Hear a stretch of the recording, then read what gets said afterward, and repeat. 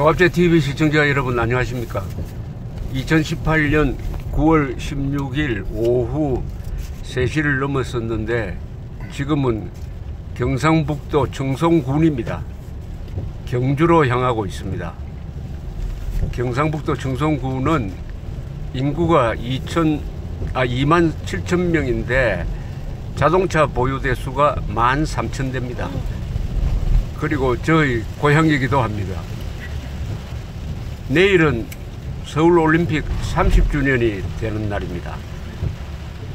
1988년 9월 17일 아마 여러분들 중에서 연세가 50대 이상 되시는 분들, 40대 이상 되시는 분들은 그날을 생생하게 기억하실 것이라고 생각을 합니다.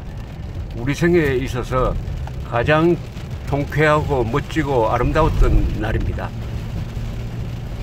88 서울올림픽은 스포츠 행사로도 성공을 했지만은 그것이 미친 사회적, 외교적, 남북관계 등등 모든 면에서 한국이란 나라를 한 등급 업그레이드한 아주 성공적 사건이었습니다. 한국을 취재하러 가장 많은 기자가 온 것은 옛날에 러일전쟁 때 많이 왔습니다. 그리고 6.25 때 제일 많이 왔죠. 그보다 더 많은 숫자가 88 서울올림픽을 취재하러 왔습니다.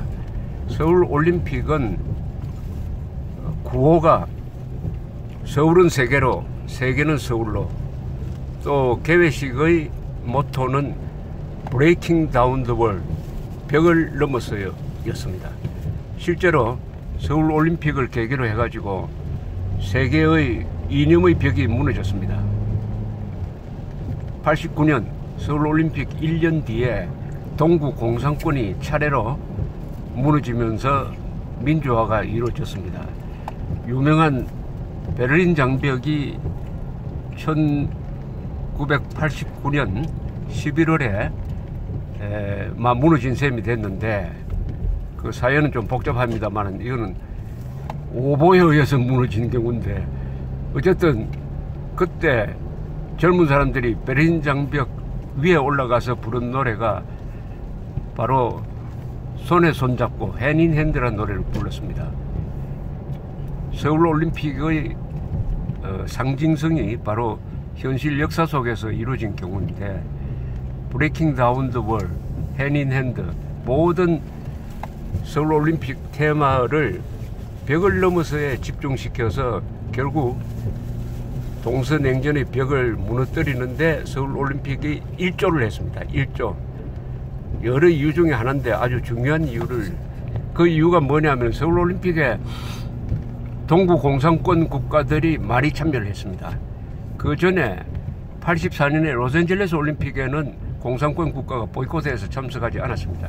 1980년의 모스크바 올림픽에는 소련이 아프가니스탄을 침공했다 해가지고 서방 세계가 참여하지 않았습니다. 그러니까 이 스포츠 강국인 공산권 국가에서 아주 십몇 년 동안 세계 무대에 나가지 못하니까 여러 가지 불만이 쌓이고 있었는데 한국에서 올림픽을 한다고 하니까 처음에는 북한 편들어서 방해를 하다가 나중에는 세계적 대세가 이루어지면서 결국 소련, 중국 다 참여하게 되었습니다. 북한 빼고.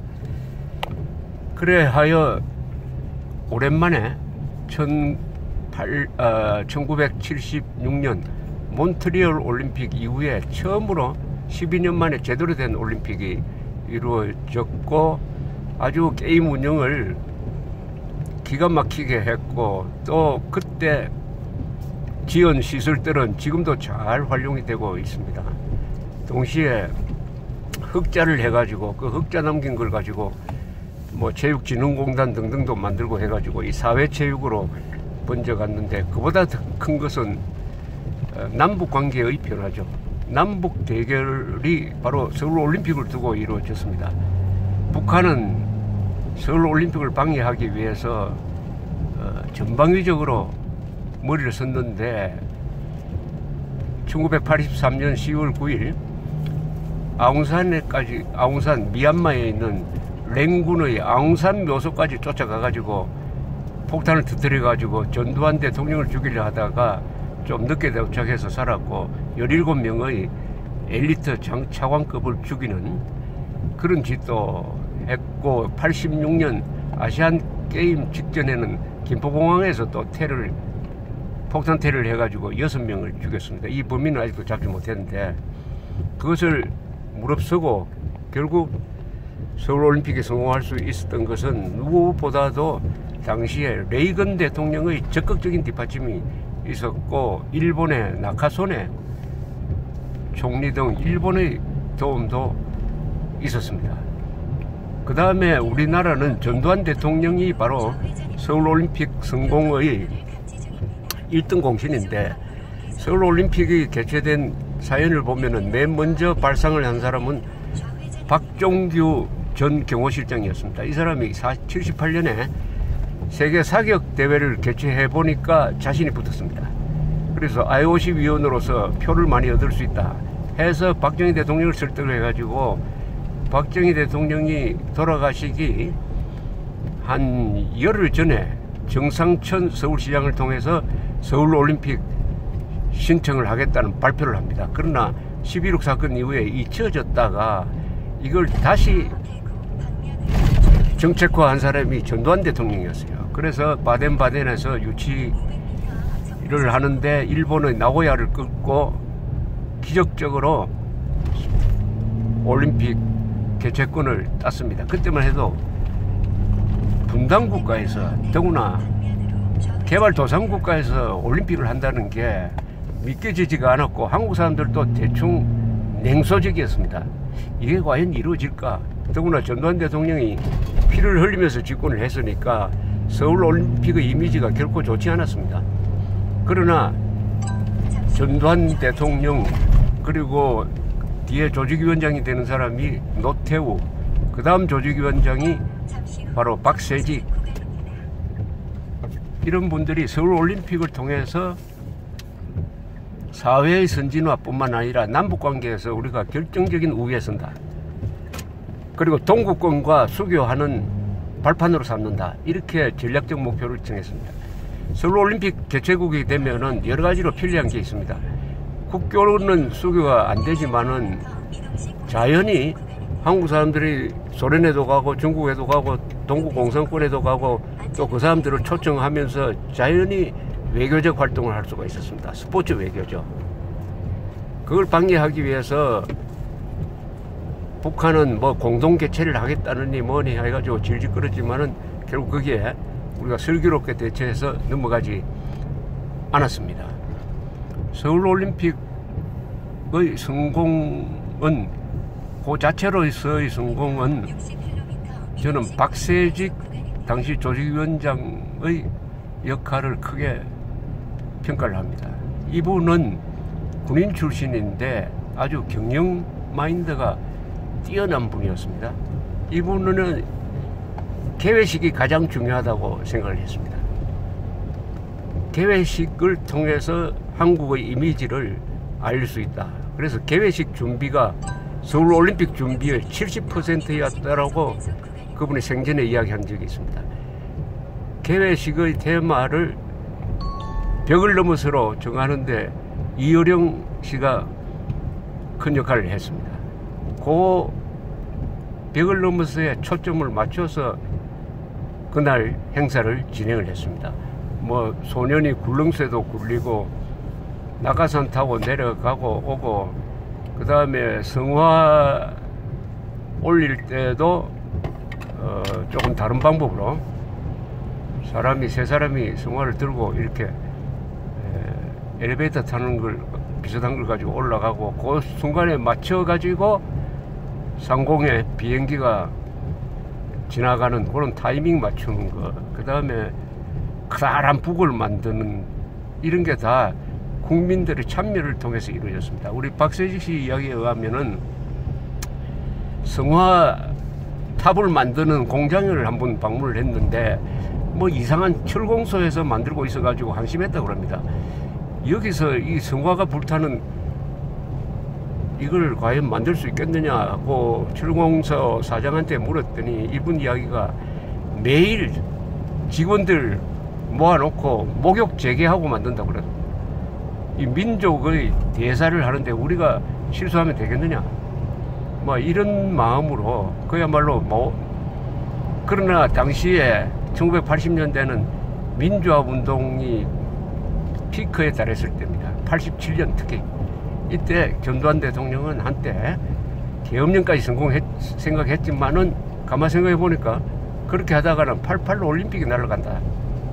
이렇게 함으로써 6.25 선언을 통해서 평화적 민주화의 길을 걷게 되는 그 역할도 서울 올림픽이 했습니다. 하나의 견제 장치를 만든 셈이죠. 동시에 서울 올림픽이 성공한 다음에 노태우 대통령은 서울 올림픽을 준비하면서 닦은 그 인프라를 이용해 가지고 적극적으로 동구와 수교하기 시작합니다.